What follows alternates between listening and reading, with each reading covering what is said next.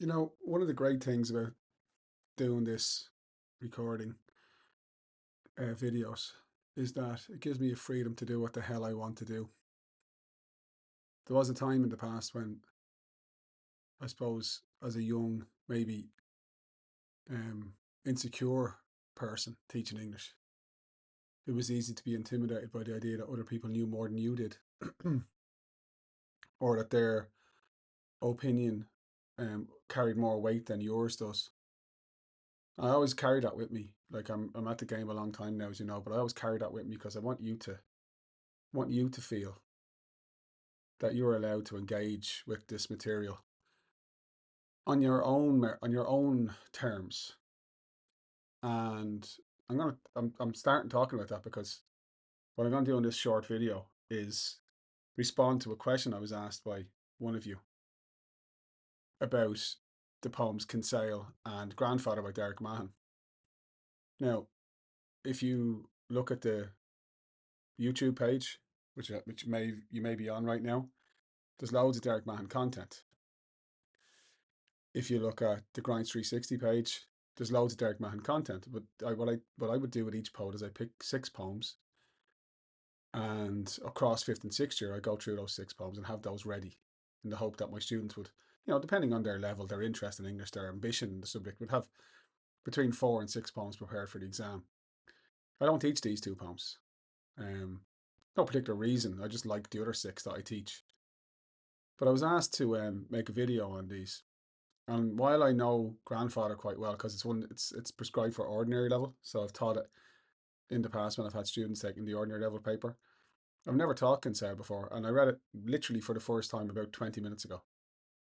And it's a lovely poem. Um, I know a fair amount about Derek Mahon. Um, I know a fair amount about Kinsale. It's a place I'm not very familiar with, but it's a place I know. I know the history of it, and I know what it's like today. And this is a lovely poem. Um, and what I'm going to do is I'm going to give you my read on it, and it may um, chime with what your teacher tells you the poem is about and your teacher's interpretation, and it may not. And to quote a famous line that I deliver quite often, my name is Paul and I don't care. So hopefully, as I go through the poem, you might take some of what I have to say on board, and it might help you when you're sitting there, trying to write an essay in response to whatever stimulus statement they have on Mahon, if Mahon comes up in your mock exams or your leaving cert. But most of all, I just hope you like a bit of poetry. I, I know that's a forlorn hope, but I'd love to think you did. Okay, let's have a quick look. So Kinsale, first of all, like the Chinese restaurant in Portrush, like Rathlin, like Antarctica, it's a poem about place. Kinsale is a place in County Cork, and it's a place of huge significance to Derek Mahon. That looks like Go Cork. That would be not what I meant to write. Because, as you know, he was from Belfast. I'm sure you know that. And you might also know that he left Belfast as a young person and went to study in Dublin and kind of travelled a bit. He deals with concerns like that, particularly in Ecclesiastes, that idea of being separated from home. But Kinsale was a place where, in his kind of later life, Mahon died recently enough in the last few years, but in his later life, from kind of the last 20 years, he found a place really called home. Kinsale is a place where there's like a lot of artistic people, a lot of writers, a community of artists down there. And he found himself at home. And there's a real sense in this poem of that sense of home, of that sense of finding contentment in a place. And I think that he does communicate that very cleverly through what I see in the poem, which is a direct contrast between this description here and this description here. There's no doubt in my mind that the imagery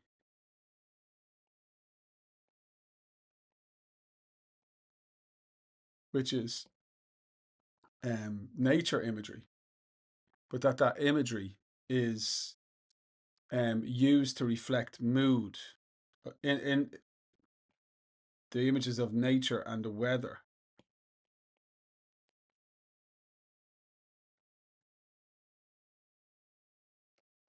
they reflect the mood. And in that sense, you can argue that this poem is an example of what we call pathetic fallacy. So think about King Lear, the storm, and what all that represents. When a writer uses nature to reflect the mood. And the opening sequence is all about rain. The kind of rain we knew was a thing of the past. Note the monosyllabic language. Words of one syllable. You have 1, 2, 3, 4, 5, 6, 7, 8, 9, 10, 11, 12 words and 12 syllables. The language is very, very, very direct, very simple.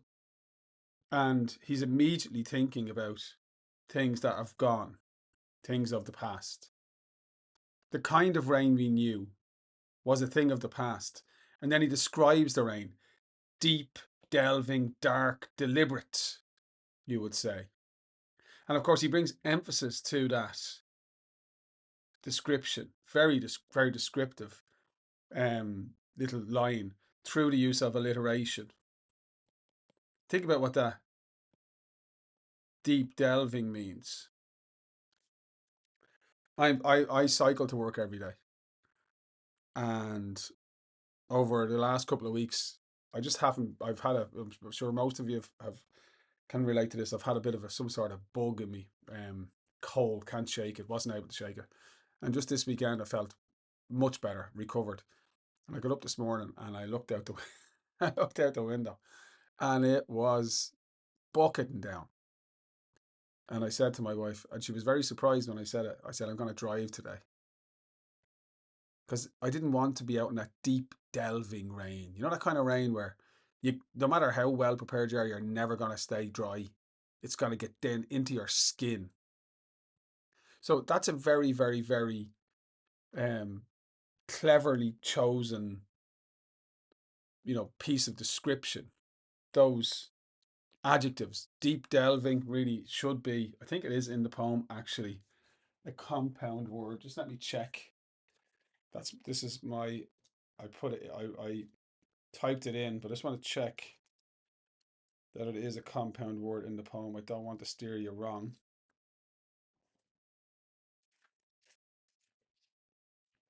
As I said, I don't teach this poem.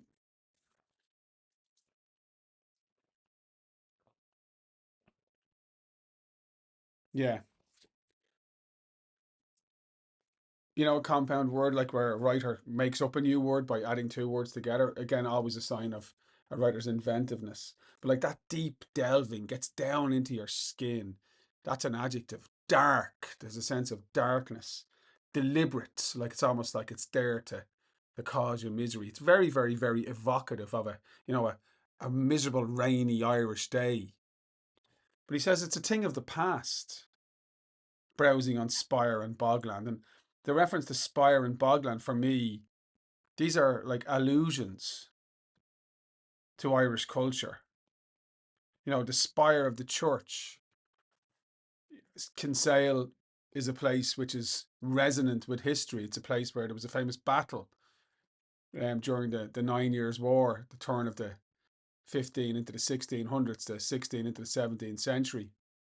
Ireland is a place where, punctuated by spires, signs of our Christian cultural heritage. And yet that Christian cultural heritage has been at the root of our division.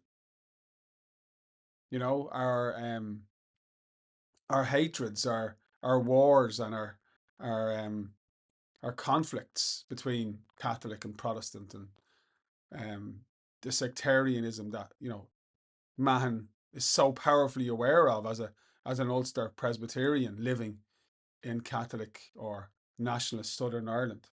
But these things are a thing of the past. This rain, that deep, delving, dark, deliberate rain that soaked our spires and bogland, our boglands for someone like Mahon, so close to, in age and in profile to Seamus Heaney, and that awareness of the bog as a part of who we are as a nation. But it's in the past. And I think that this is really important. I think Mahon in this poem is talking about darkness being behind us. And now, in the second half of the poem, there's brightness and optimism. Our sky blue, I mistyped, it should be slates, are steaming in the sun. What a gorgeous image. It's photographic. It's arguably cinematic, because when you read it, you can see it, and it's moving. Like the cinema is the moving pictures, because you can see the sky blue slates of the roofs of the houses in Kinsale, and then you can see the the rain has fallen, but the sun is now evaporating the water, and there's steam rising up, and it's like a cleansing image. It's gorgeous. Now there's brightness, now there's heat, now there's warmth. The darkness is over. And he describes this, again, extraordinarily lovely image. Our yachts tinkling and dancing in the bay. By the way, I marked the S's there. See that sibilant? So I mentioned the alliteration, deep delving, dark, deliberate. Then you have sibilants of sky, slate, steaming, sun. So all of these beautiful skills, techniques being used by him to paint a picture. This is such a painterly poem. A small poem, but a beautiful poem. I don't normally teach it, but it's a beautiful poem. And the image of the yachts in the marina down there, and the sound of them tinkling. I love that onomatopoeia of tinkling.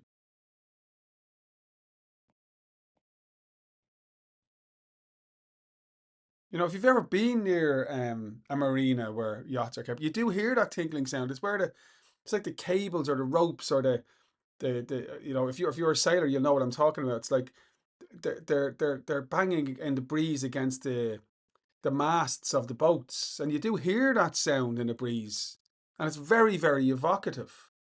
And we have this gorgeous image of possibility and freedom, of boats in the harbour and the sun shining and the lightness of the sound of the tinkling, and the image of dance. Like, what is dance if it's not a celebration and expression of freedom?